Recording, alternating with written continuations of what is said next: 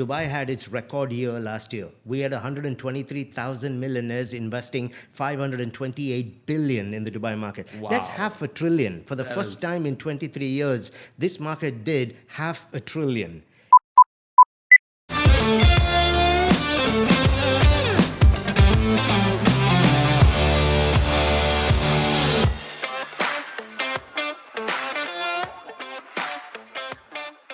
Hello, everyone. Welcome back to another episode of Springfield Talks. And today I'm very excited to have a very, very special guest in our office. We have Dr. Anand, the CEO of Empowered Performance. He is one of the most well-renowned sales trainers in the real estate field in Dubai. You know, he is a famous face on social media now, and we have seen him, taking medium performers and taking them up to the top of the food chain when it comes to the sales. So, Doctor, welcome to Springfield Properties, and thank you for being a part of the podcast. Well, thank you for having me. I'm excited as well, because let's make a difference to real estate. Thank you so much, Dr. Anand. So let's get straight into it. So our viewers want to know, how is the health of Dubai's real estate market right now, and what do you see for the remaining part of this year in 2023? Okay. If we talk in terms of the health of the market, we're talking more in terms of the attractiveness of the market and the current performance trends. Right now, we are sitting at the top. We are in the top 3 markets in the world. Exactly. If we just look at what happened last year, with everything happening, geopolitical trends, even though the war was still going on, 7 increases in interest rates had happened. Recession was looming. People had so much riding on the back of COVID. With all of that coming out, Dubai had its record year last year. We had 123,000 millionaires investing 528 billion in the Dubai market. Wow. That's half a trillion. For the That first is- time in 23 years, this market did half a trillion. And everybody said it's going to drop, and here we are in 2023, which is looking to be an even stronger year than the last year. Look at all the international reports. That's what they're saying. I'll just take one report and give you as an example. The Knight Frank Global Index on real estate, prime real estate, actually has lowered the increase in prices globally. They had initially forecasted 2.7% for the world, and they dropped it to 2%. For Dubai, they increased it to 13.5%. Wow. And this we see actually playing out in the market right now. This year alone, we're not even at the end of Q1. We've already done 110 billion in real estate. We've had 38,000 millionaires already investing in the market. So 38,000 investors in Wow. 3 months. So if someone is really considering an investment in real estate in Dubai now, it's not us. We don't even have to tell them this is the market. We have 38,000 millionaires and billionaires telling you this is the place that you have to be. Now they are Wow. the ambassadors for Dubai real estate market. Absolutely. 123,000 millionaires last year have said the same thing. So either you're in a market which is the fastest growing, and we expect it to stay like this, not just till end of this year, including into next year. And if you're not in this market, then I really don't understand which market you're putting your money in right now. So, Doctor, one question. What do you think are the main factors that have led to Dubai's market picking up and going so high? Oh, actually, there are a lot of factors. I'm aware we're not doing 7 hours today. Correct. So let me try and keep it down to a few things. I think the first strongest impact that came onto the Dubai market was how we handled COVID. When the rest of the world remained shut down, Dubai opened to the world. We were the only possible avenue for people who wanted to invest. Correct. But when we opened and when people came in, we had real estate developers here responding to that need. The number of amazing projects that launched. If you actually look at the quality of some of the projects that got launched, I would say from Q3 of 2020 onwards, we've started to have some incredible opportunities come up in the market. Correct. So that was one opportunity that we had. The diversification of business in Dubai has been a huge attraction for people to come in. You now have District 2020, where you can actually come in, set up your business for the first 2 years, no licensing fees, and then start to make your money. And 2 years later, you can think about paying us. Correct. We already have what people are familiar with, which is in terms of the taxation. We don't have any tax challenges on real estate at this point in time. One of the huge benefits was obviously the 10-year visa. Now, the 10-year visa attracted a lot of people, but that had an initial requirement of a 10 million investment, which has dropped to 2 million, including the off-plan properties. And if you've been following the news, just last week, We saw in the newspapers that 3 countries that were actually using the 10-year visas have gone out of the game.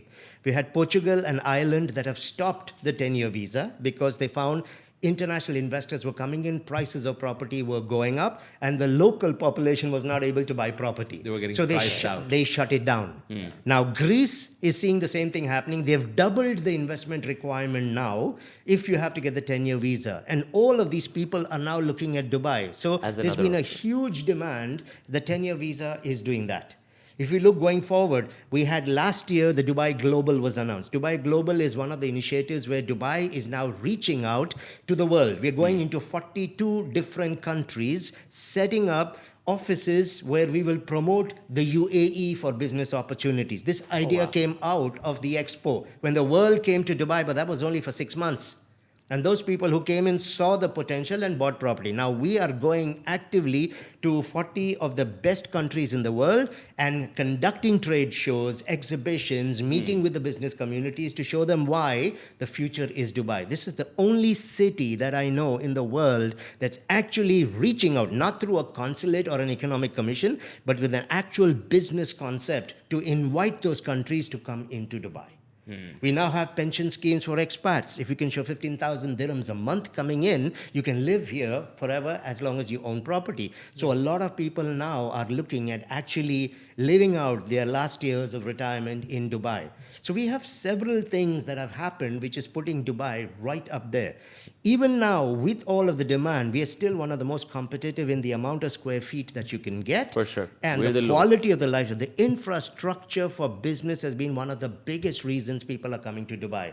Look at the Millionaire Migration Index. Henley and Partners told us last year, 4,000 millionaires, the highest in the world, Have came migrated. to the UAE. Now, I this is remember that. That was very interesting because a Yeah. lot of people were circulating but you that. see, this is important. This is important because these are millionaires who are relocating from their countries. In the last 3 to 4 years, once COVID happened and looking at the geopolitical situation, they have lost their confidence in their own governments and the ability to live safely in those countries. As a result, they are shifting, relocating with their families. Now, they could choose Singapore, they could choose Sydney, they could choose New York, they could choose Mumbai. They're choosing Dubai. They have the money where they can go and start a new life, and they're choosing here. In the last 2 years alone, 5,800 millionaires from the US have given up their citizenships and have started to relocate to the UAE in just the last 2 years from that one country. Wow. So there's so much that's been going on that's attracting the people to come into Dubai. It was only natural that this boom had to happen in real estate. Once we begin to understand how people are moving in here, that will make a big difference. Let me give you another example. Otherwise, we'll be here for 7 hours on this. I'll just stop with this one. Did you know that last year, in terms of sale of homes of $10 million and above, Dubai is now 4th positioned in the world. Yes. The cities that are ahead of us are cities like New York and London. London is a 2,000-year-old city. Correct. New York is 480 years old. Dubai is 30 years old. And we are just 4 properties behind London in that list of high-value homes. Who's buying these homes? These are those millionaires who are looking to migrate for a better quality lifestyle, a more secure lifestyle in Dubai. Last week, you had the Japanese report that came out, the Global Power City Index, where Dubai has been ranked for 3 years consecutively as the cleanest and the safest city in the world. Sheikh Mohammed took to the social media to make that announcement himself. So we are being ranked among the best in the world on every possible front that will ensure the quality lifestyle. That explains why we have so many people investing in Dubai. So I think it's both the government regulation, how Sheikh Mohammed and the leadership has been able to, set things up in the past few years, as well as the developers who have responded to all of these government regulations, which has brought in a lot of capital. There's a third part to it. You see, one is the government and what it's been doing to send that message to the world. The second is developers offering the opportunity. But Correct. both of these mean nothing if people are not coming to avail the opportunity. Of course. Correct. When you had 123,000 millionaires last year investing, and we meet people who say now is not a good time to buy, the millionaires of the world are telling you this is where you have to be. So all three are coming together perfectly. Global reports are all putting Dubai right at the top of everything that's happening. The CBRE report, the world's biggest commercial real estate brokerage company, put Dubai as the #1 performing market right now in the world. Wow, number one. The number one performing market in the world, which means in terms of your returns on your investments, we are right now at the head of the pack. So this is the reason why all international buyers are flocking to Dubai. Absolutely. And what do you think? I think that's a really good answer to give to people who ask us on a daily basis, salespeople and real estate professionals, that what do you think the market is heading towards? Do you think the prices have come, they've increased in the last 2 years? And what do we think is going to be the trend for the next, let's say, next year or 2 years? And I think a lot of things that you touched upon are actually the things that we also tell our clients, that now Dubai has, like you said, the market is not higher, the market is different now. There's a lot more people, millionaires moving here. There's a big demand for actual homes, especially within the prime real estate market. And continuing on that question, where do you see the market going in the next 1 year and maybe in the next 3 years? Okay. In the next 1 year, we are already clear about it. All the international reports, I quoted Knight Frank, for example, have projected a 13.5% increase in Dubai. So we know that we are on an upward trend. So those Facts are pointing upwards. Absolutely. So those who are waiting can wait for a year. They'll pay 13.5% more instead of buying now and earning that 13.5%. Right. We expect the same trend to continue next year because there are multiple initiatives that have been launched by the government to actually get a larger footfall into Dubai. You see, what's important is all these new visas coming up, the new infrastructures for business opportunity brings the footfall into Dubai. The number of new trade licenses that have been issued.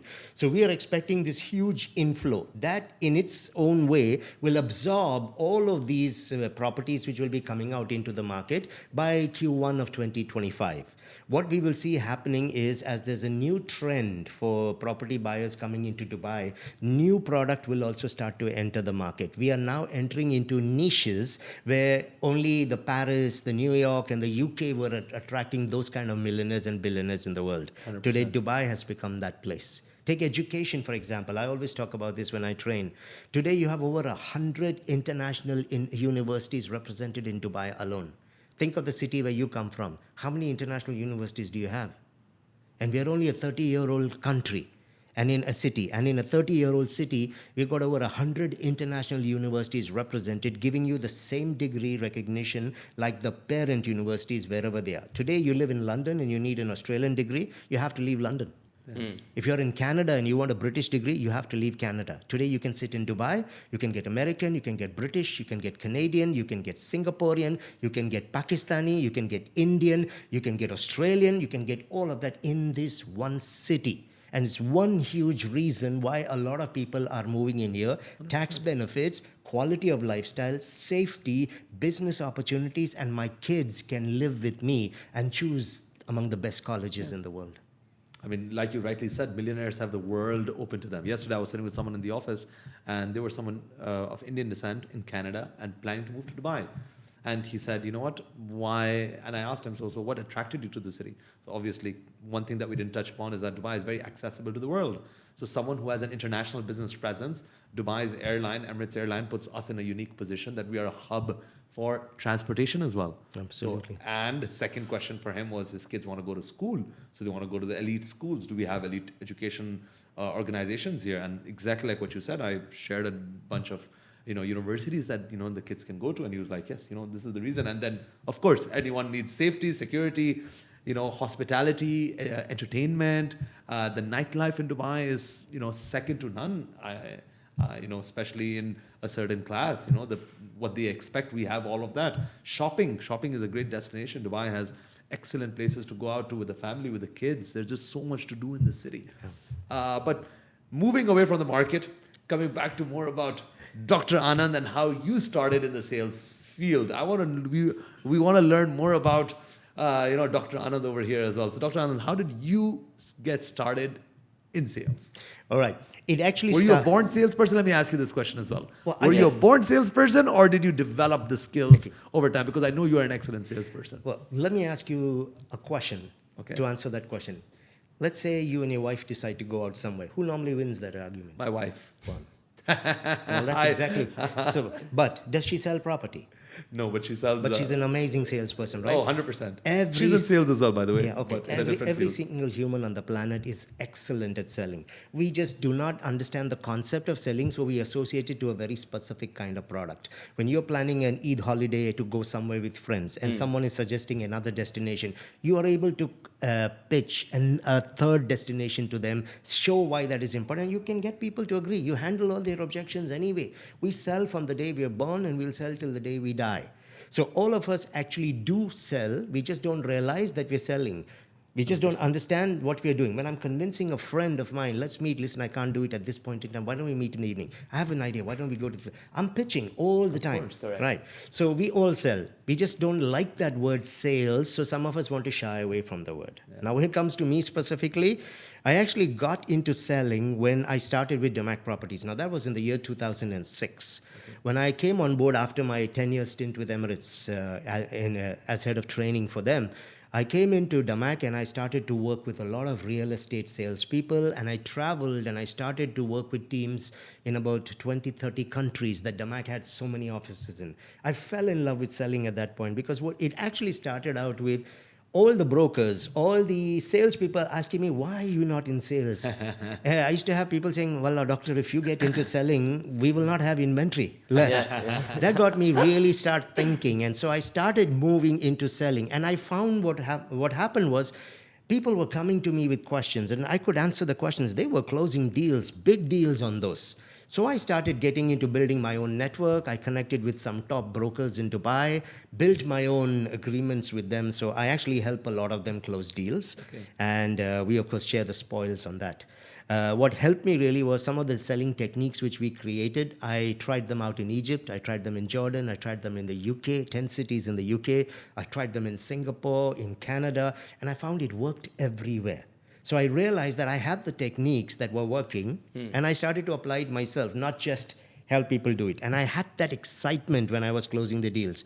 But I always understood sales very, very different. And I've spoken about this very strongly in most cases. I find this, you see, most of the companies always have this biased view towards sales. The salespeople get the muscle, they get all the events, they get the parties, they come in, they cry, they're given all the incentives. And you will usually have, especially the back office people, who would have this thing that sales is given special attention to. And this is where I come down very, very hard on it. Any back office department in any company, if they're going to speak against sales, I will not allow it. I will not allow it in any company. I don't care who you are. The reason you have a job today, the reason there is money on your table is because sales is happening. Of course, someone is selling. There is a product pitching that to we- clients. Yeah, I mean, think about it. Now, Getting money through the door. we will have Eid holidays coming up soon. You're planning, let's go to Alaka Hotel in Meridian, 3 nights, let's stay there. Sales is paying for that. Your kids are going to the best schools today. Sales is paying for that. Your mom calls you. I always use this mom example. I said, your mom is calling you saying, I need to go for an operation. I sprained my knee and there is a complication. You say, Mom, don't worry. I'm going to send the money. Sales paid for that. So every single one of these departments, they got their job when sales is happening. So respect the salespeople. It should be the other way around. They should be coming up to you in sales and saying, what do you need from me? Tell me how I can help you so we can close the deals. But for the salesperson, I have a word of warning here. This is not for you to get the chip on your shoulder and to walk around and be arrogant that I feed you. You wake up humbled every day. Humbled because you've got so many families riding on you. Their children go to school, they eat, they take the vacations, they have jobs because of you. It is a huge responsibility that you carry. So 100%. this is what I love about sales. I realized it wasn't just about putting money in my bank account. It was about making life better for so many people. And so it's more than you. It has to be about the other people. You've got to be absolutely passionate about what you do in selling. See, the problem with most salespeople today is they all want the money. They've seen the pot of gold at the end of the rainbow, but they don't want to climb the rainbow. Everybody loves the money that's at the end of it, but they don't like the process. You want the prize, but you got to be in love with the process. The money cannot excite you. Money is coming. What has to excite you is the selling process. You wake up excited every day. The whole act of selling and engaging has to excite people. That's what got me in it. Okay. And that's the reason why I became who I am today. That's actually very interesting, and you've touched upon a few very important points. One is about the passion for whatever it is you're doing. And that's when anyone is joining into real estate or anyone's walking into our company as well, I said, you got to be in love with real estate. I love real estate. Even after my working hours, I'm reading articles about real estate. I'm reviewing prices. I'm, reviewing trends within the real estate market. So if you don't absolutely love real estate, eat, breathe, sleep real estate, you're not going to be successful. And I think for any field of sales that you're in, if you're in car sales, insurance sales, real estate sales, or whatever it is that you're selling, you absolutely have to be passionate about what you're selling. So what advice do you have, doctor, for people who are planning to enter into the real estate business, particularly in sales? What advice? What would be the quick advice, and what would be words of caution for those people? Okay, let me start actually with a word of caution, because I think this is very important. I don't believe anybody joins an industry demotivated. But then they come, they're all excited, they want to achieve, they want to make a difference to themselves and people around them, but then they lose the fire very quickly. Something goes wrong from when they come and join, and then in the next 2 weeks to say a month. Yeah. So my advice, if you're a new person joining real estate, first advice, and I've said this before, is choose carefully who you're going to listen to. Be very, very careful who you're going to listen to. New people are always hungry. They're in a highly absorbent stage. They're going to absorb anything that is told to them, and they don't yet have the ability to pre-qualify or even evaluate if what is being told to them makes sense or not. They're just going to absorb it. So if you meet Mr. Mediocre, Mr. Average is still better than you, at least in your mind, because he's been here for 6 months to a year. So, but what ends up happening is average advice is what is being given to you, and someone else's perception of the market will now become your reality. So the advice I would give is, how do you then decide who you should listen to? It's very simple. Look at the results. How much money does that guy have in his bank account? How many deals did he actually close in the last 6 months? Who actually goes to him looking for the advice? What is his understanding of current market trends? And if they are not able to give you these answers, you really want to talk to such a person? I don't think so. Choose very, very carefully who you listen to. That's my first bit of advice. The second, be absolutely clear why you are planning to join this industry. Okay, a lot of people, when I ask, why are you joining real estate? They tell me to make money. I say, you can make money selling boats. Yeah. You can make money selling education. Yeah. I mean, part of my money comes from selling education. Yeah. Look at someone like Barakat. He's a billionaire today. The guy sells pineapples and cabbages to hotels and fresh juices. Yeah. So you can become a billionaire selling fresh juices and pineapples. So why are you selling real estate? They've not thought their way through. So they need to understand why they're getting into it in the first place. The third thing they need to really look at is take a good hard look at yourself in the mirror and ask yourself, why would a millionaire or a billionaire today choose to sit with you? What is it that you can bring to the table that will make them want to sit? We don't expect you to have all the answers to this, but we definitely need to see the right attitude that you will bring in here. We will shape you for the rest of it. We will help you to understand how to sit with these people and give them the value, and in turn to take value from them. You have to learn to become an ambassador for this industry. My fourth advice, don't look for shortcuts. Don't look for shortcuts here. You have to put in the hard work. It starts with educating yourself. 90% of the brokers in the market today cannot even tell me how much real estate was transacted yesterday. They are not able to tell me cash to mortgage ratios in the market. They're not able to tell me how many secondary units are selling compared to primary units. They're not even able to tell me what is the top announcements that came out in the last 2 weeks that's going to impact real estate. How do you expect me as a billionaire or a millionaire to look at you and see you as an expert in the industry? You can ask people how much real estate was sold in Dubai last year. They don't know. They don't know, and they're trying to sit with millionaires and trying to convince them to put 15 million in a property. It just doesn't work that way. So you've got to be prepared to put in the hard work. And the fifth thing, I think the most important, which I find missing in most people here, is discipline. 100%. Discipline. Most salespeople want to wake up. They want to come into the office. Or they don't want to wake up on time. Or they don't want to wake up, and they just want to wing it. My definition of salespeople, children with better excuses. Oh, interesting. This is who they are. Their children is better. They've got every reason to tell you why it's not happening. And they're very passionate about those reasons. I can see it when I talk to them. 20% of that passion in justifying, bring it into your lead generation, bring it onto your phone call, your number will get onto the leaderboard. 20% of the passion that you put in justifying and making the excuses. If they can do that, then you will get the results. So let me just summarize that. The first thing is be very, very careful whom you talk to. The second thing is ask yourself, why do you really want to be in this industry? And the answer cannot be to make money. It has to be something. Money is a result of what you do. The third, discipline yourself so that you are you're familiar with what is happening in this industry. You have to know how to read market trends, what's happening, how to position to buy so that people are convinced it's the best in the world. Become an ambassador for your industry. Very, very important. And fourth, discipline yourself in what you're trying to do. Okay, I'll probably add a fifth one now. I just thought about it. Okay, when you have 20,000 plus brokers in the market, and I get calls from 20 to 30 brokers every day, what sets you apart? Why would I want to work with you? Understand that. Because most clients have built up their own unconscious resistance patterns today. I've heard Mickey Mouse calling me every day. What separates you from Mickey Mouse in the market today? So think about that. How are you going to come out as being different? If you can work on these things, talk to some of the top performers. They've already discovered these things. That's right. Make sure you talk to the right person. You're already halfway there. Yeah. I think one very important part is knowledge. Like what you said, a lot of the brokers we see in the market right now, they don't have enough knowledge. They don't take out the time to actually study what's going on, stats, figures, all of these reports. Back in the day, we didn't have as many reports coming out, but now there is a lot of access to information. Daily there are new articles, very good reports from Knight Frank, CBRE, and if you just have that information, I think it sets you apart from 70-80% of the other brokers, especially in off-plan. You know? I would say also more knowledge is important, but when you talk about product, understand more the personality of the product, more than just the features of the product, okay? Nobody cares about your product. This is the truth.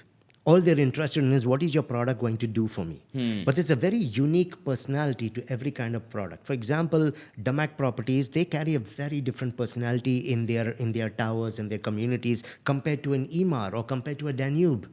But each of these personalities resonates with a certain personality and a certain type of buyer.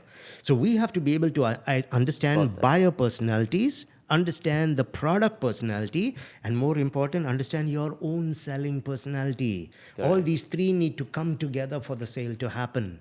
But we go into product information. Nobody cares about the product. They only want to know what your product is going to do for me. It's a personality resonation between the buyer, the community, and the salesperson. If you can figure this formula out, you're halfway there. Can you expand more on this? What you mean by personality of the product, and how would a new broker know, like, where does my personality fit? With which developer, which product? Can you... Okay. And depending on that, would you go to off-plan or secondary? All right. Okay. Let's start with the broker. I mean, the new broker. If he's new in selling, for example, he might not even be clear about what is his person. We carry two types of personalities. We have an unconscious personality, which is who we are, how we think, feel, and act. But we also carry a selling personality. It's the manner in which we approach our sales, how we plan, how we organize, how we pitch, present. There's a particular way we do these things. These two personalities need to be identified. Today, we have so many tests online that people can do.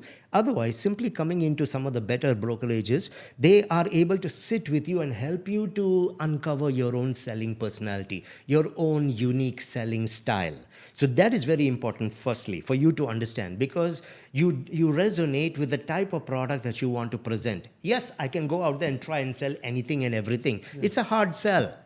Okay, the effort ROI is not going to be very good, because there are some projects, there are some communities that will resonate a lot with a person like you, because the type of buyers coming into that community are interested in that type of a product. Let's take a simple example. I might have buyers, investors, who might be left brain thinkers. I might have right brain thinkers. Now, a left brain thinker resonates better with a left brain salesperson. Because we think the same way, we process information the same way, we communicate and evaluate the same way. Now, as a salesperson, if I am not aware whether I'm right brain or left brain, I'm going to go into the conversation blind because I'm a creature of unconscious pattern. That means I'm going to operate in the way I think makes sense, where I feel comfortable, and everything I'm saying and doing makes perfect sense to who? To me. Myself. But I'm not the person who's buying. Exactly. So I need to be able to understand who is this person who's buying, how do they think, how do they process, and how do they make their decisions. You alter your presentation, your choice of sentences, your framing of questions, so that what you're saying resonates and starts to make sense with the person immediately. This is when we're not asking you to change your personality. We are asking you to change your approach in that moment so that suddenly everything that you're saying makes sense to the person who's buying. 100%. Now, the advantage of that is, one, it reduces the time taken for the decision to be made. It reduces the number of objections they have to ask because I get what you're telling me. It makes sense. Yeah. 3, chances are I'm thinking of a 2.4 million, I might go up to a 4.8. So that's exactly what happens. 4, because I resonated with you and you made sense to me, I will confidently give you referrals because I'm only going to refer someone when I'm comfortable with you. And if you like the person, you're going to do business with them. Absolutely. What I normally say is people buy from people they like, but people like themselves. This is the key part which we miss. I may like you, you're a nice guy, you're friendly, you're very helpful in what you do. Doesn't mean I'm going to buy from you. Because I buy from people who are like me. So that's what I mean by talking about the personalities. Every product, every community carries a different kind of personality. Waterfront communities have for a very different personality of a person who's going to live in it. A desert gated community looks for a very different kind of person. A downtown business bay commercial urban chic contemporary lifestyle looks for a very different personality. Many of the times we're not even checking. I'm given Farooq as a lead. I just go to Farooq without even checking his own investment appetite, what is his buying personality, and I throw everything at him. But if I were to figure out who is this guy and what really attracts him, I automatically manage my market inventory better. I minimize the objections and I actually get him to close deals faster. But where are they teaching you to do these things? At Springfield. Sorry? With the help of Dr. Anand. No, but Dr. Anand, there was a couple of things that you touched upon, and I think it'll be very interesting for our viewers and listeners about the difference between a left brain and a right brain. We had a meeting before this where you very quickly analyzed me, and you said, "Farooq, you're a left brain." And Both of you actually. After interesting. And after I listened to your definition of them, and I was in complete agreement with you. So for our viewers, tell our people, and our listeners, who is a left brain and who is a right brain. Okay, I'll give it short and simple now because there's a lot more to this.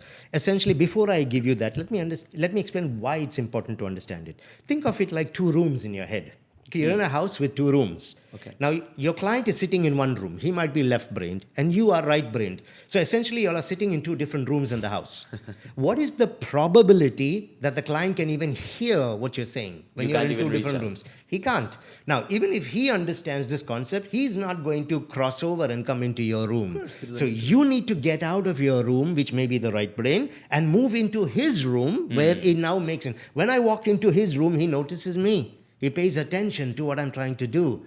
This is the reason why it's important for us to understand. You sit in the same room as your client in terms of the language you use, the way you present your ideas, how you formulate it, and suddenly your client is listening because now you make sense. You made sense before as well, but to yourself, but you're not buying. Didn't resonate with the client. So this is the reason why it's important. So essentially, left-brain people are very numerate. They quantify things. They love data. So they're very much about bottom line, results, structure, sequence, organization. They're practical people. They evaluate, they analyze, they compare, they challenge, they question. But they want evidence in all of it. They're high risk takers and they're willing to go for it as long as it makes sense.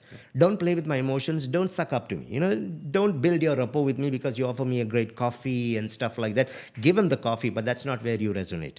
The rapport that you build with me, if I'm left brain, is I need to see you as practical, focused, bottom line driven, absolute confidence in your answers. You know exactly how this market is working. You can evidence what you're telling me and you're effective. You don't waste your time. You get into it and let's go. I like you. That is rapport, by the way. That is rapport. On an unconscious level, I said, this guy makes sense. He's not going to waste my time. So essentially, that's your left brain. Metrics, numbers, straight to the point. The right brain is more fluid, soft, inspirational, influential, relationship-based, more relaxed, more subjective. Don't throw Excel sheets at them. Don't throw numbers and stats at them. They want to know who's buying, families. You use words like us, we, let's. The togetherness is what they are looking for. The left brain, it would be I and you. Yeah. I'm not interested in the we and the let and the us. But with the right brain, it is different. Another example, left brain thinks their way through things. Every time you're saying something, they're thinking about what you're saying and they're evaluating. The right brain feels their way through it, which means I'm listening to you, but I'm processing your information based on how I'm feeling about what you're saying. So let's say I have this client in front of me and I want feedback from the client. Just at any point in my selling process, I'm presenting a community, for example. I'm at a model in the sales center. I want to know what's his thoughts about that. I have to even frame my question differently. If it is a left brain person, I will not ask him, so how do you feel about this opportunity? Because for him it jars. Well, I wasn't feeling. Now he has to start Feel nothing. thinking, what was I feeling? So you see, you disconnect. The rapport is Correct. gone. Yeah. So what I would do is I would simply, so what do you think about this? If you see my tonality, straight, serious, quick, fast, in control, to the point. So what do you think about this opportunity? But if my client was on the right brain, I would never say, so what do you think? The way I'm saying it itself disconnects. Yeah. You know, Okay, he why wants, are you being so why are you aggressive? being like that? Yeah. So if it was a right brain, a client, I'd say, so Farooq, how do you feel about this opportunity? My tone softened, more friendly. I brought in the name Farooq because right brain is about relationships. Names associate with relationships. So I will get the same answer that I want, but I'll get a more relevant answer because I simply changed the question based on the person I'm dealing with. This is why we need to be understanding the left brain, the right brain, the use of language, the positioning of sentences, the framing of questions. Because you see, we all use language, but we don't really understand how language works. And today, unconscious rapport, unconscious influence is the way forward. Our clients are smart, they're educated, they have access to information. The world has become more open to things, right?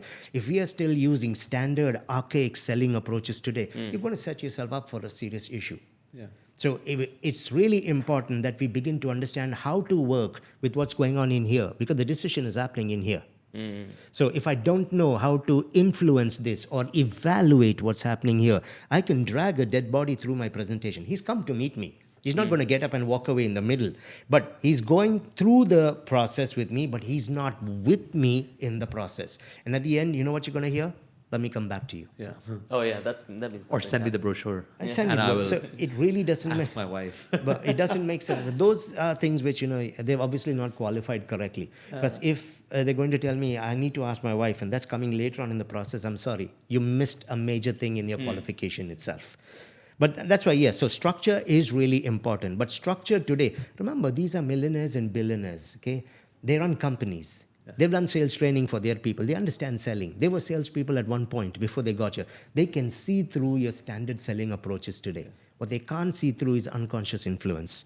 And why that is powerful? Because it's unconscious, they cannot even realize you're doing it. That's where you get the control of the process. Because all humans, including your own clients, are creatures of unconscious pattern. And it is predictable unconscious pattern. So if I can see them speaking in a way, wearing a suit. For example, you wore a blue pinstripe suit today. That's what challengers wear, which is a left brain, front brain. You wore the same thing. You're also a challenger. And it's uncanny.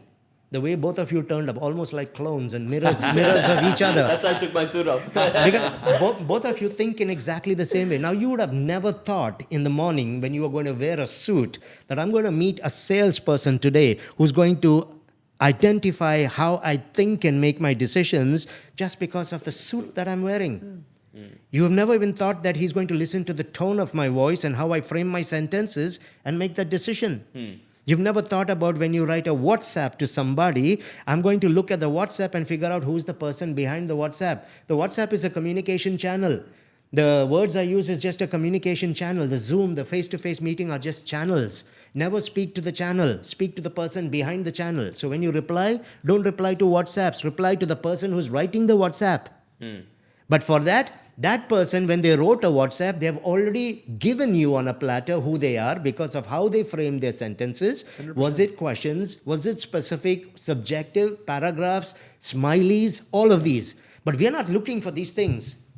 And so we miss how this person thinks and understands or relates to information. But if you can figure that out, you'll suddenly start acing all your meetings with people. That's a very interesting topic that you've touched light upon, about the way somebody even frames their WhatsApp or speaks over the phone. Is he quick? Is he fast? Is he asking first about your family, and is he asking you how your day was, or is he just asking you straight away what the price is and which project are you talking about?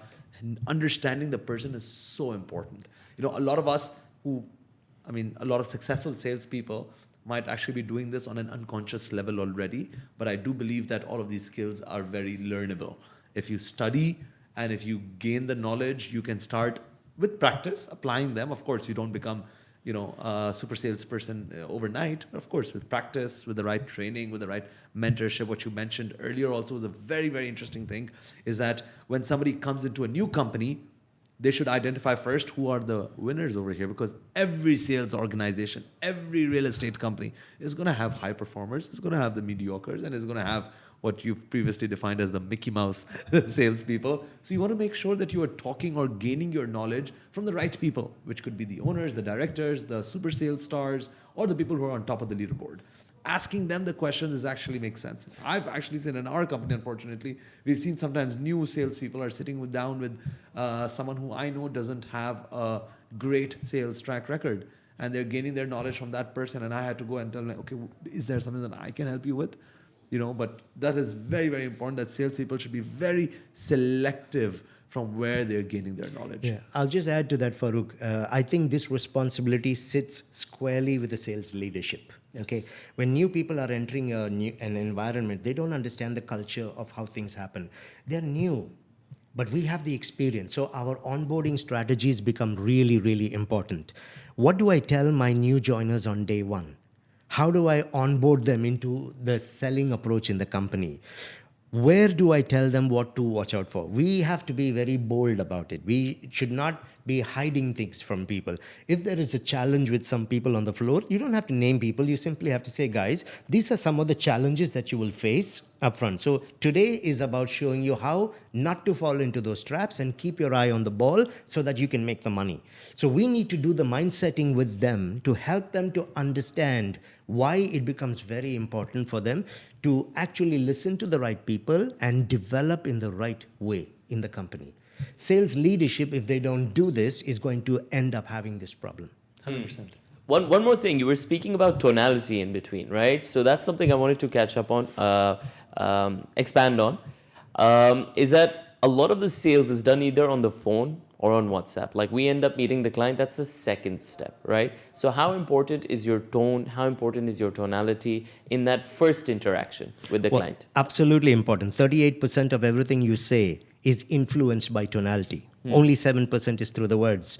Now, again, you mentioned sale on the phone. Usually, we wouldn't sell on the phone. You would sell the meeting or the appointment on the phone. Correct. I get that. Now, again, tonality is something which is unconscious pattern. Our choice of words, our behaviors, our thinking styles, our tonalities are also unconscious pattern. So you would have front brain people, just like this left and right, you got front and back. The front brain are the high energy, aggressive people. They speak loud, both of you. Loud, fast, interrupt, all of that is front brain. High energy, I'm front brain. Yeah. 100%. So you pick up the phone. I think you're right in the front of the So, front brain people. Let's say I pick up the phone, all right, and there is a salesperson who's back brain. Nice people, but they're generally a little bit low energy, not lazy. They speak softer, they are slower, they process things, they think before they speak. Now imagine I'm a client, I pick and say, hello. That's a tone of a person who's aggressive and impatient and in control. And imagine this is, good morning, Mr. Anand. My name is this thing. I'm going to sit on that person's head for the rest of the call. Yeah. So I have to learn how to mirror and match the tones. So I have to, the first thing I listen to is, or if they say good morning, I say good morning. Or if I'm an aggressive person and they say good morning, I'll say good morning. Yeah. So you drop the tone because on an unconscious level, I resonate with the person. This becomes really, really important because if I'm having a 5-minute phone call, it's going back and forth. And if I'm a soft-spoken or a slower speaking person, and I have this fast-paced, loud person that keeps going at me, there is no way I'll ever give a meeting to this kind of person. So the tonalities are of two kinds. The tonality, one is you match the level of what the client is speaking at. The second is there are influencing tonalities. There are authority tonalities, which you need to use at different points in the phone call or face-to-face. Because we resonate with those on an unconscious level. Correct. And that's where the power comes in. So for example, I'm introducing myself to someone. And I say, hi, Farooq. Okay, so strong, confident. Or I can go upward tone also. Hi, Farooq. Now, Farooq is confused, right? Yeah, that's like a. Because who's this? Yes. But that's because it's a confident tone. Most people are, good morning, Mr. Farooq. My name is X and I'm calling from... And there you go. I know it's it's a already salesperson. gone. Yeah. because my unconscious pattern has taught me over the last 6 months, 1 year, 5 years, 10 years, this is how salespeople introduce themselves. Yeah. He needs something from you. The moment you go with something like that, my barriers come up straight away. Or they'll go something like, hi, am I speaking with Farooq? Obviously, it's his number. Yeah, so what would I do? Hi, Farooq. Now, Farooq is confused. You see, in the earlier ones, he will go into his natural resistance where his confidence is. But if I go on, hi, Farooq, yes, he's confused. Yeah. When he's confused, I get control. I say, it's Anand, straight. Confused. Anand from? So he's confused twice. So that's how the tonality. The first one is a positive upward tone. Hi, Farooq. Okay, yes, because friends call me that way, right? Yeah. So now I'm confused. Okay, yeah, who's this? It's Anand. Almost like you should know who I am. And again, like, Anand from? So you see what's happened? I've used two different tones already in just 2 lines. One was that upward positive tone. The second was a flat, straight, confident tone. It's Anand. Anand from? Then I'll say, Farooq, thank you for taking my call. The reason I'm calling, I'll go into a mystery tone. Correct. The moment you do the reason I'm calling, people dive into what you're going to say next. Because it sounds important. Yes, because that's how we speak when something secret is something. Did you realize? Did you know? So that's how we come in. So you always start by saying, did you know? Because we know, did you know is a pattern in people's heads. Every time an interesting fact was given to you, it was preceded by a did you know? Yeah. So my unconscious pattern is every time I say, did you know, you are already programmed to accept what comes next as fact. So, but I don't see people using this on the phone. So this is the importance of the tonalities, the framing, using language correctly. I mean, it's too much to do in this podcast, but I'll give you just one example. LY words. We know from research, teleperformance, these kind of companies have done research over 6 million words that were used in call centers. And I actually went through some of this when I was doing training for the EMAR call center people. You see, now when I'm calling call centers, I'm calling call centers that actually sell as well. They found, they were looking for at which part of the conversation the client's tonality changed. His mind opened. He became more responsive. So they researched 6 million words and they came out with the top 100. Really? And then they came down to the top 20. And then the top 10. All the top 10 words were LY words. They ended in LY. Really? Yes, and we know that from research. really? There you go. Really? Okay. Now, I mean, so for example, words like exactly, definitely, immediately, certainly, surely, these create impact. So if I told you, I'll send you an email at 2 o'clock, or I said, I'll definitely send you an email at 2 o'clock, the second one is stronger.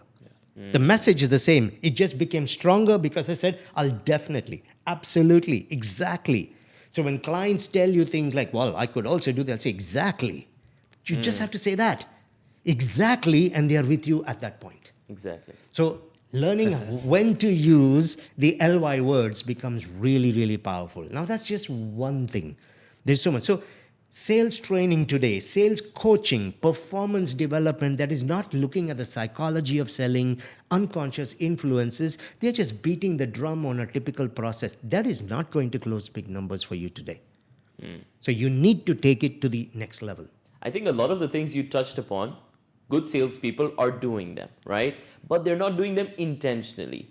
You know, when there's a good sales training, you are able to articulate all of these things. So even the people who are new are able to catch up very fast. So some of these things he's talking about in terms of tonality, it took us years to learn this. Yeah. You know, but if you're part of a good sales training, whether in the company or with your company, new people are able to catch up very fast. I mean, that's the whole idea, because crash, burn, and learn is how all of you learned. Yeah. Over the years, a very costly education process, Correct. very costly. But if we can teach people those quickly, let's get them making money soon.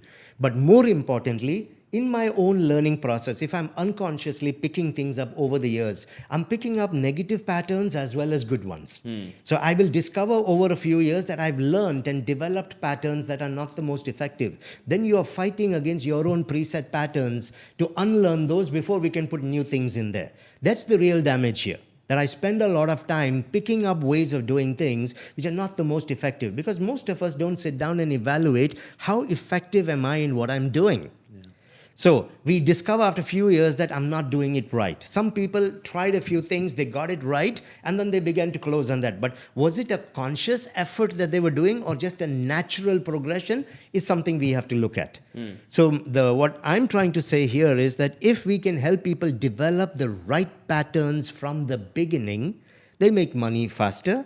The patterns that are created are healthy. It's more productive, and that's how everybody becomes real ambassadors. Everybody wins in the game. So it's about that coaching, the teaching that becomes very important. That's why sales leadership has to get behind all of this. What's happening, what I see, roughly 80% of the brokerages in Dubai, they don't care. The thinking is that, oh, I'm going to train these guys. There's a very high attrition rate. I'm training these guys and they're going to go somewhere else. I said, hang on a second. Have you ever thought that some of the guys you are hiring went through those kind of mentalities, so their companies didn't train them, so that you're getting junk in? So have you ever thought that this thinking that you have has been done by others also? And that's why you'll have people coming in. They'll all come in. I have this huge network, 1, 2, 3, 4, 5. 1 week later, the network has evaporated. It's gone. Where is that network? Give them a lead. First thing they'll tell you, leads are rubbish. Yeah. Where is all this coming? Leads are rubbish is not what they discovered here. This is what they heard in their previous brokerage. And then they heard it in the one before that. And then they heard it in the one before that. And we are fishing in the same pond, aren't we? Yeah. So I'm bringing in people who come with the same baggage. And then they'll come here and they'll meet Mickey Mouse here, who will tell them the leads are rubbish. And it further reinforces that. So the leadership role, the onboarding is really, really critical for these teams. Also, Doctor, I mean, we've touched upon some very, very interesting facts and techniques when it comes to sales. What would be some, advice that you would give the experienced salesperson that is going through a dip? We've seen a lot of salespeople, they've had success in the first few years, and then, things start slowing down for them. In every organization, I'm sure there's salespeople who were rock stars at one time, and then maybe they lost some of their discipline over the years, or maybe they're still disciplined, but they're not seeing the results. How would you tell a seasoned professional to get back into it, or to further elevate his game and accelerate his sales? Okay. There are 3 or 4 things that can be done. And probably the first and second one, they will not like it. The seasoned ones who are listening to us, okay? I think it becomes an attitude issue after some time. We come in, we made a lot of money, now I'm driving fancy cars, I've got these clients. Why do I need to learn anymore? Why do I have to be aware of these things? These are all okay for the new. So without realizing it, a certain attitude starts to creep into us. It comes in bit by bit, and after some time, we have not realized it, but that attitude now owns our thinking and our approach. Because I put money in the bank, I don't give a crap about this. Why do I need this? So that could be one problem to start with, okay? That the attitude comes in. So yes, they're still making money because they've got the snowball effect and they've got their pipelines, it is happening. A lot of the experienced salespeople sometimes don't want to go for the sales trainings. Correct. They say, Okay. no, I know these projects. I can understand it. I don't even need to go visit the sales, pavilion or the sales gallery, because I understand this over a brochure. I will deal with that later. Yeah. Okay, because I have a comment on that one also. So let's stay with this first. So it could become an attitude thing. But what I fail to realize is because I'm making money, I'm no more looking at how much I'm actually losing in the process. I'm losing 10 times more than what I'm actually making. It becomes an attitude issue with many of them. I think the second thing is partly because it's an attitude issue and I've been seen as a top performer and I'm sensing myself slowing down, I can't ask for help. So the ego comes in, and I don't want to go to my leadership because I get all the attention, the spotlight's on me. Maybe they will not find me so exciting anymore. But that's the right thing to do, to be able to go having confidence that you have been delivering, to be able to recognize, because everybody recognizes they're getting a bit rusty. It's not happening the way it needed to. Of course, we the need money to, slows down. And we need that's the just need to be biggest indicator. open and sit down and say, oh, by the way, this is being proactive. By the way, I've just noticed in the last 2 months, my number of calls are dropping. The conversion is not as much. I'm not sure what's really gone wrong. I don't believe any leader in a brokerage company is going to say, okay, out. Yeah. Right. But if I'm not willing to come and talk about it, at some point it is going to come out anyway. The numbers are going to show it. So you don't want to have this conversation later on when the numbers have dipped to a point where a conversation is necessary. Have the right attitude and come and say, hey, I'm having an issue. We can look at what needs to be done and say, okay, let's do one thing. Let's do a few role plays. Let's see what's changed. Okay, give me an example. Which client do you feel you lost that you could have had with you? Let's just role play the scenario. Let's see what we can do for you. So I think it's very important to check because our approaches can jade out a little bit over time. Third thing I found is sometimes they lose the passion. You see, when you're doing something and you do it over and over again, you present 50 times, 70 times, Arabian Ranches 3, my excitement is gone. It's become monotonous. But you got to understand, the client is seeing it for the first time. The excitement He's has to going be to catch the same excitement with which you're presenting it. But if that excitement has gone from you, how am I going to be excited about living in that kind of community? Of course. It's all transference of emotion. Absolutely. So that's what I feel happens with some of these people, where one, either the attitude has taken a bit of a beating, two, ego comes in, so I'm not willing to approach and ask for the help, and three, I've lost some of that passion. Four, resistant to develop and adopt new technologies and new ways of doing things because the world is going faster each day and people are buying differently today. Understanding new ways of doing things, I don't need to do that. So that block comes in. This is what happens with many of these people. To go back to what you said, Farooq, about why do I need to attend sales training and I know how to present this product, I know how to do this. Bring me any of your top sales guys, not just yours, anywhere in Dubai, and let them sit in front of me and make this statement. In 2 minutes, I'll show them how weak they are. 2 minutes, that's all you need to show people how weak they are. From a brochure, you will never be able to understand or interpret or present the learning opportunities. Some of the guys clocking big numbers, just ask them how much did Dubai transact last year? They have no clue. Ask them, how do you uncover the investment appetite of your client? They don't know the answer. What is your average earning per phone call that you make every day? They can't tell you. So how do you see yourself being in the top? I'll give you an actual example. I was in a brokerage company and there was this sales manager. So I'm not going to give names.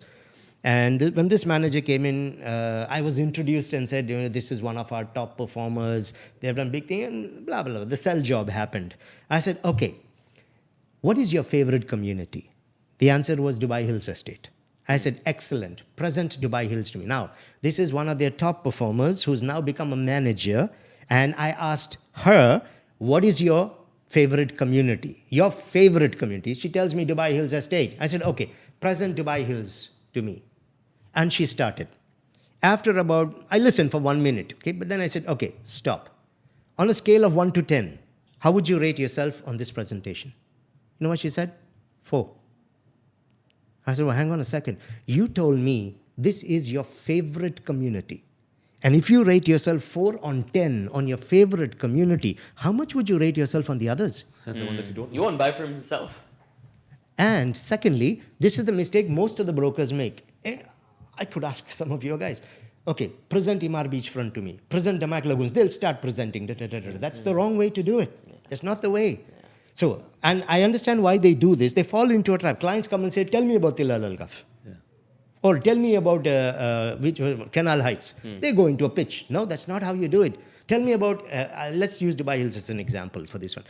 Tell me about Dubai Hills. I don't bid. What will I tell you about Dubai Hills, right? So the right way to start would be, I'll take the name of the client if I know they're their right brain. Otherwise, I just leave out the name if they're left brain. So I would simply say, okay, Dubai Hills is an absolutely amazing community.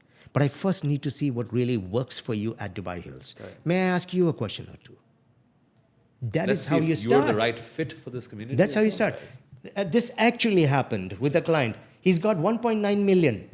This guy is a collective or a mulberry kind of person. Yeah. And the broker is presenting, they started with, what's it? Address Sidra, Villa, Maple and all that. Address Villa, 22 million. This guy's going to freak out in his head. Yeah. So what is the And sense? then the block comes in Yeah. in his mind that, oh, What's the You sense need in to talking know about from that? him So first. find out first. I need to see why Dubai Hills makes perfect sense even for someone with a 1.9 million. I don't talk to him about the golf place terraces and the address, all of that. Now, I need to find out if he's in it for rental yields. What is he looking for? Because then I tell him collective is an amazing opportunity. Mulberry is amazing. Why? Just a little ahead of you is the mall. You have mall managements that are looking to rent because when they close late at night, not easy for the staff to get into the city. You will get good long-term contracts with those people. A little bit ahead on your right-hand side, you've got two schools. You've got principals, teachers who will want to stay. You've got the Imar Business Park in front of you. People who are working there will want to stay. You've got the King's Hospital just behind you. Doctors, surgeons, nurses, administrators. And you've got the park next to you, all of that. So investing in these type of units will give you a very high rental yield because there's so much of demand from within the community itself to rent into that area. So I simply present the same community differently based on the need of the person. So I don't get it. When you ask somebody, okay, can you pitch downtown to me? Or Dubai Creek Harbor? They start pitching. What exactly are you going to highlight? Of course. And like you said, correctly said, if you have kids, your preferences are different. If you're a single person, your preferences are different. If you're a joint family or a nuclear family, your preferences are different in terms of size, in terms of community, in terms of attractiveness to the park. The other day, someone was talking to a client and they said, there's 3 schools next door. They're the 3 of the best schools. And they don't have kids. You're like, dude, I don't even have kids. And I don't like kids. So I want to be far away from, and I'm like, oops, I love kids, but everyone starts talking about the things that they like.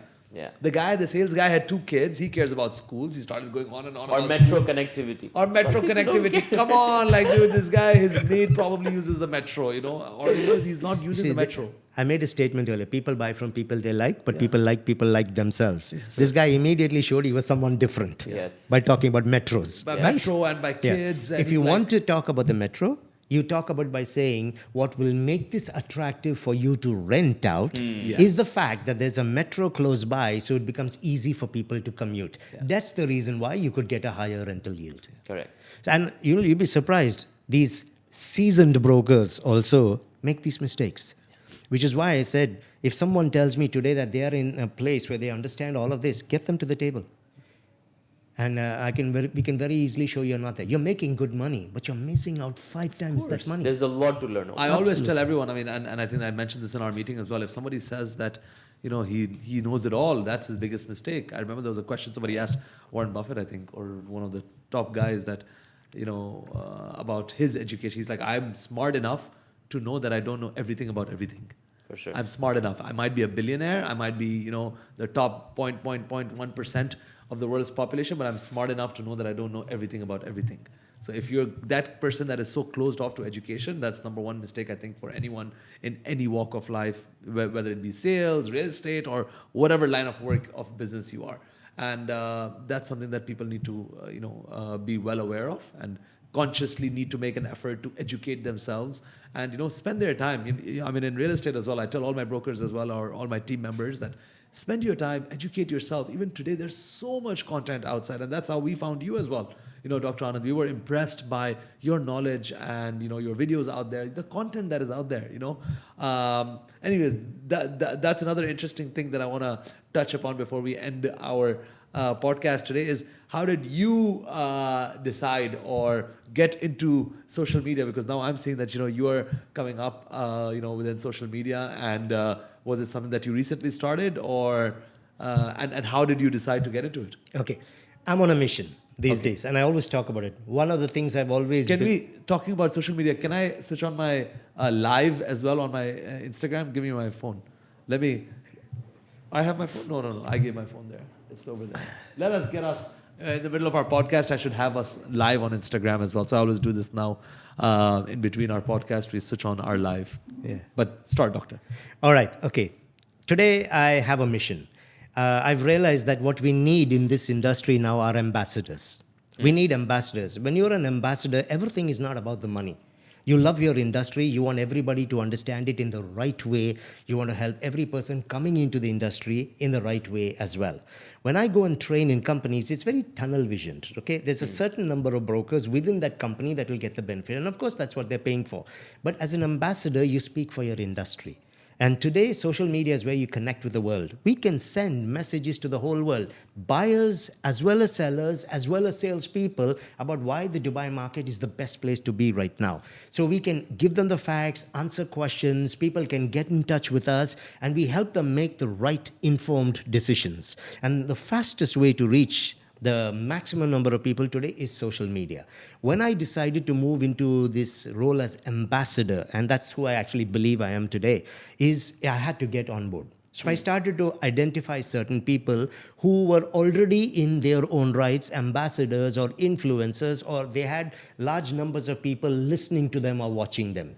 And so I started to partner with many of these kind of people, come educate, and we do all of these for free. We never charge for any of these. But that's not the intent. The intent was not money. The intent was to educate people, give answers to people, because there's 80% of brokerages that don't even train their people. We get daily requests coming to us saying, we're ready to pay. Can you do something with us? I'm going to meet someone right after this where I'm going to do a quick little coaching just to help this person start correct. So we know that the need is there. We know that there are very few people out there giving the right information, the right techniques, and they're not even using the right tools to do it. So that's how I actually got into it. I met Anthony. Anthony was the first one I started with, and from there it started to cascade. People started to get in touch, and now we've had more and more that's coming out. And we're actually thinking of doing a lot more in the future, coming up with very niche concepts, etc. But the fastest way to reach the world today is social media. No, this has been a great session. I mean, Dr. Anand, we're live on Instagram as well. So all the people that are watching this, guys, our podcast is going to be coming out very soon. And Dr. Anand, we've discussed some very, very interesting facts about Dubai's real estate market, about what salespeople should be doing, about some advice from Dr. Anand as well about Dubai's real estate market and how real estate agents should approach the business, and how seasoned real estate brokers can also up their game and elevate. And we definitely need to do this again. I think we're going to have Dr. Anand over here a few more times if if his busy schedule allows. Dr. Anand is super busy these days with a lot of his training modules going on. So before we conclude, Dr. Anand, we really want to thank you for taking out the time for coming over here. And we really, really appreciate your time, and we're definitely going to do this again. Yeah, well, Farooq, thank you, because through your channel now, I can reach out to more people. Let's help them make money as well. So thank you for having me over. Thank you, Dr. Anand. Thank you, Thank Dr. you for Anand. everything. Thank you so much.